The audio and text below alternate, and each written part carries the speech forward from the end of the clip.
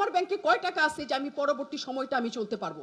আমার ব্যাংকে কয় টাকা আছে যে পরবর্তী সময় আমি একটা কিছু করে বেঁচে থাকতে পারবো? আমি তো একটা সম্মানিত জায়গায় ছিলাম, সেই সম্মানটা এই দেশ, এই রাষ্ট্র, এই সরকার কোনোদিন কি দিয়েছে সাংবাদিককে?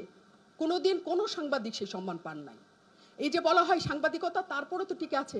কেমন করে টিকে আছে আসলে? কয়জন বজলুর রহমান হয়েছেন, কয়জন মতিউর রহমান হবেন, কয়জন মাহফুজ আনাম হবেন? শেষ এরা।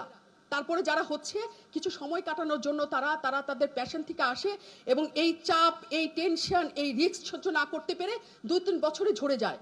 কারা আছে এখন যাদের নাম আপনারা চাইলে মনে করতে পারেন যে এ সাংবাদিক?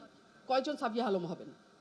আমার খুব রিকোয়েস্ট যে আসলে সাংবাদিকতা বাঁচতে দেওয়া উচিত। এখন আমাদের মুক্ত গণমাধ্যম কিনা জানি না, আমাদের এখন মুক্ত মামলা সময় চলছে এবং এই মামলা যে পর্যন্ত না যাবে আমরা কেমন করে মুক্ত হব, যে আমি কি বলবো একটা প্রেক্ষিতে মামলা হয়ে যাবে, কোন গ্রাউন্ডে আমি জানিও না, তা করে কি আসলে আমরা মুক্ত হব? প্রশ্ন উপদেষ্টার কাছে।